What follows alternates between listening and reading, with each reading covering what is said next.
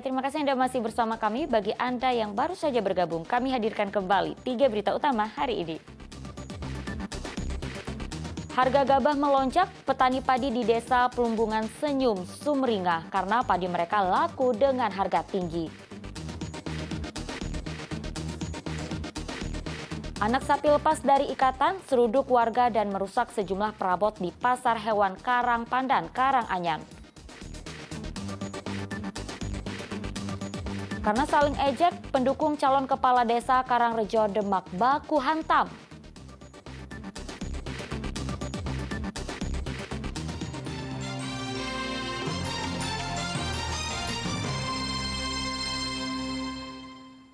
Ya, ribuan warga memadati halaman kantor Gubernur Jawa Tengah dalam acara pamitan Gubernur Ganjar Pranowo.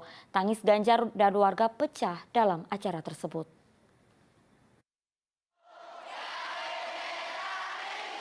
Ribuan warga tumpah di halaman kantor Gubernur Jawa Tengah Selasa siang. Mereka melepas Gubernur Ganjar Pranowo yang masa jabatannya berakhir tanggal 5 September 2023. Perpisahan bertema Terima Kasih Jawa Tengah berlangsung meriah. Warga disuguhkan dengan berbagai atraksi dan hiburan dari seni kuda lumping, reok ponorogo, hingga konser musik. Suasana pecah saat istri dan anak Ganjar naik ke panggung. Warga tidak kuasa menahan kesedihan melepas Ganjar yang sudah mengabdi selama 10 tahun. Ganjar berterima kasih pada warga Jawa Tengah karena sudah bersamanya selama 10 tahun. Ia juga tak lupa meminta maaf jika ada kekurangan selama melayani warga Jawa Tengah.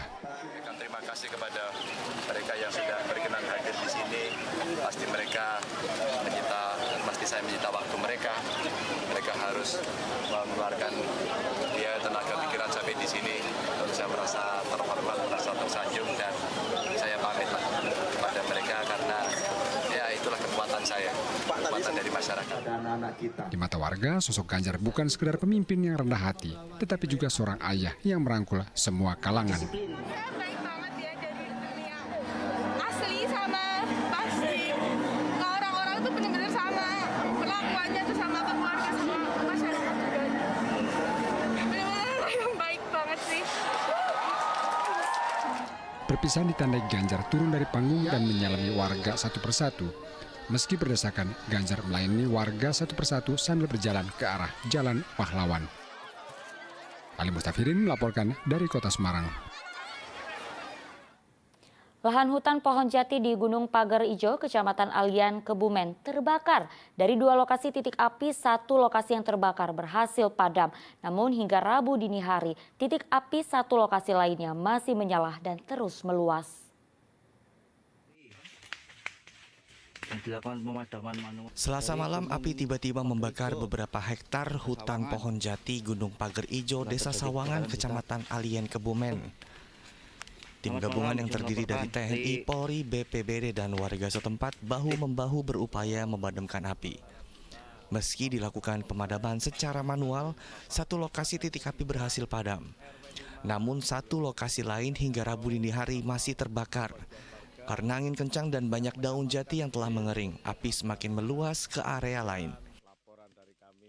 Untuk kondisi saat ini dari informasi tim TRC, untuk sebelah selatan itu sudah padam, tetapi untuk yang sebelah utara karena tertiup angin dan ada titik baru sehingga masih ada titik-titik baru yang sementara ini belum ditangani. Berarti saat ini teman-teman masih di lapangan untuk BPBD? Betul, untuk sementara ini teman-teman TRC BPBD dan Forkompinjam dan warga masyarakat Desa Sawangan masih melakukan penanganan. Hingga Rabu dini hari upaya pemadaman masih terus dilakukan. Belum diketahui penyebab kebakaran, pihak BPBD masih mendata luas area lahan yang terbakar. Wahyu Diono melaporkan dari Kebumen. Dari jalan raya kurang lebih 1. Informasi selanjutnya, pemilihan Kepala Desa Karangrejo, Kecamatan Bonang, Demak diwarnai kericuhan. Kericuhan dipicu saat pendukung dari masing-masing calon kepala desa saling ejek dan bersenggolan karena lahan yang sempit.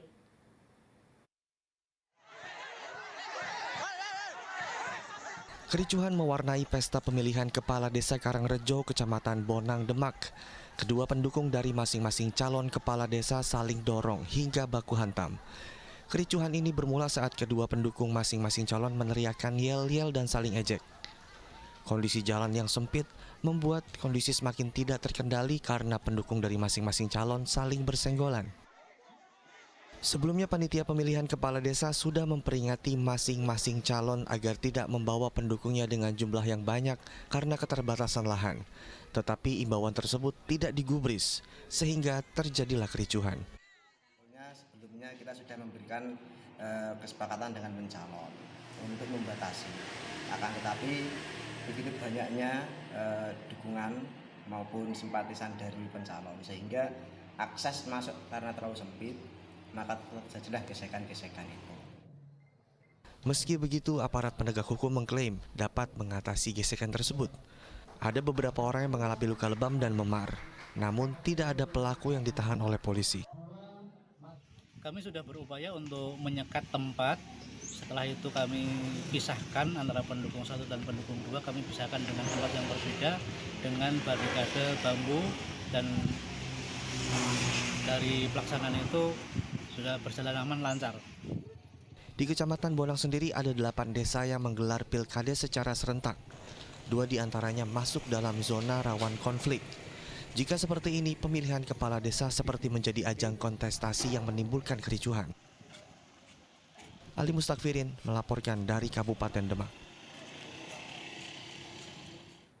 Sebuah tempat produksi kosmetik ilegal di Kota Semarang dibongkar polisi dengan meringkus pemiliknya.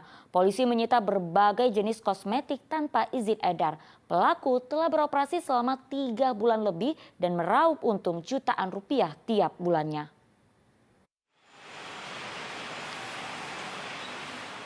Kecurigaan warga atas aktivitas tidak biasa di rumah Raka Krisdian di daerah Genuk, Kota Semarang akhirnya terbongkar.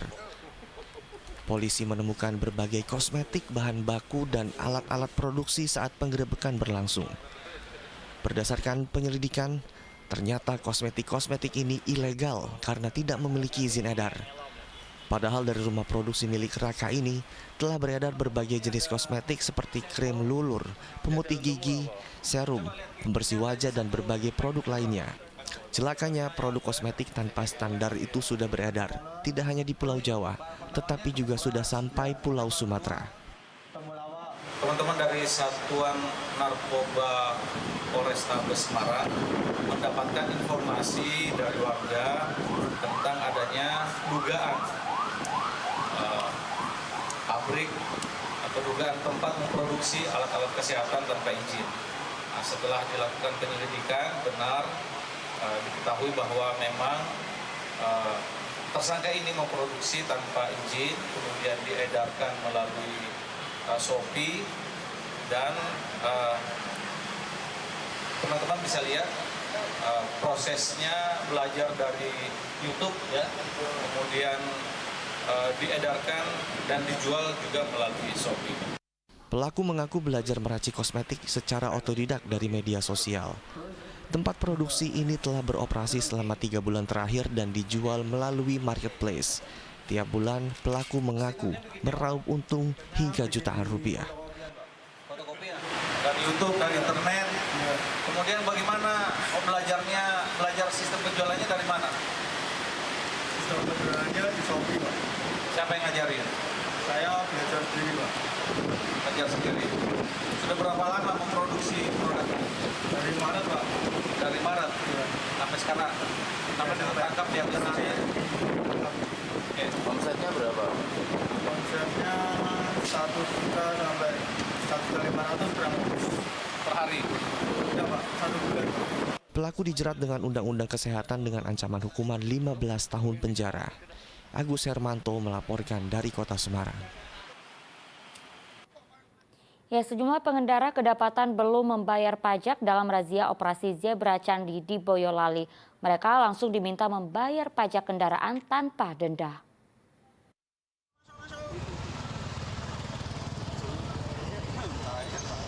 Petugas Satuan Lalu Lintas Kepolisian Resor Boyolali menghentikan satu persatu kendaraan yang melintas di Jalan Boulevard Selasa siang. Petugas memeriksa kelengkapan surat kendaraan termasuk STNK.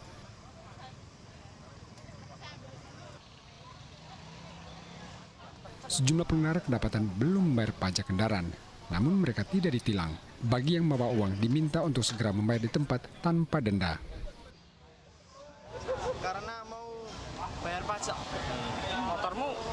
Mati ya? Mati. Oh, berapa tahun? Berapa tahun tadi Pak matinya Pak? Berapa tahun Pak? 2 tahun. 2 tahun. Terus kena tilang nggak ini? Enggak. Disuruh apa? Disuruh bayar pajak. Bayar. Ya, bebas denda. Oh gitu. Mas, dengan adanya sosialisasi ini tanggapannya seperti apa? Ya, lebih bagus karena masyarakat kita menemukan ada beberapa pengendara yang masih di bawah umur, ada juga beberapa pengendara yang dia STNK-nya memang belum mati, tapi setelah lihat, Pak silakan cek motif pajaknya. Oh iya Pak, saya lupa bayar pajak. Nah akhirnya kita arahkan untuk membayar pajak ke sekeliling. Data kantor Samsat menyebutkan, selama tahun 2022, tunggakan pajak kendaraan bermotor di Boyolali masih tergolong tinggi mencapai 51 miliar, sedangkan objeknya sekitar 115 ribu. Operasi Candi tidak hanya untuk meningkatkan kesadaran warga untuk tertib berlalu lintas, tetapi juga melengkapi surat kendaraan. Yulianto melaporkan dari Boyolali. Jelang Natal dan Tahun Baru 2023, PT KAI Daerah Operasional 4 Semarang memeriksa sejumlah stasiun. Pemeriksaan tersebut untuk melihat langsung kesiapan dari aspek keamanan dan keselamatan operasional kereta api. Mencegah terjadinya kecelakaan, PT Kereta Api Indonesia Daops 4 Semarang melakukan cek-recek mulai dari stasiun Poncol, Kota Semarang hingga stasiun Tegal. Pemeriksaan ini meliputi kondisi jalur atau rel kereta api serta 19 stasiun yang akan dilalui kereta. Selain itu, pemeriksaan juga dilakukan di wilayah rawan kecelakaan, pemeriksaan fasilitas untuk pelanggan dan kebersihan stasiun kereta api. Kalau titik rawan kita sudah dari kemarin, kalau bahasa kita ada pantauan khusus ya, daerah pantauan khusus biar lebih positif ya dalam hal menanggapi itu. Kita ada beberapa, memang ada tempat-tempat yang memang pantauan khusus di wilayah 24 itu sekitar 34. Nah itu banyak ada jembatan, ada rawan banjir, kemudian longsor dan sebagainya. Tapi itu sudah dilakukan penanganan dan pengawasan khusus. Contohnya dilakukan pemeriksaan secara rutin, kemudian pemeriksaan secara langsung, pengawasan langsung dipasang CCTV, ya, dan kemudian ya, termasuk kita JI atau Joint Detection di seluruh unit untuk di lokasi-lokasi tersebut. Pemeriksaan tidak hanya dilakukan di wilayah barat, pemeriksaan juga akan dilakukan di wilayah selatan dan wilayah timur. Hasil pemeriksaan nanti akan menjadi bahan evaluasi Daops 4 Semarang menghadapi masa angkutan Natal 2023 dan Tahun Baru 2024. Kuncoro Wijayanto melaporkan dari Kota Tegal. Informasi tadi mengakhiri jumpa kita hari ini. Atas nama rekan yang bertugas, saya Auriga Agustina mengucapkan terima kasih atas kebersamaan Anda. Selamat beraktivitas dan sampai jumpa.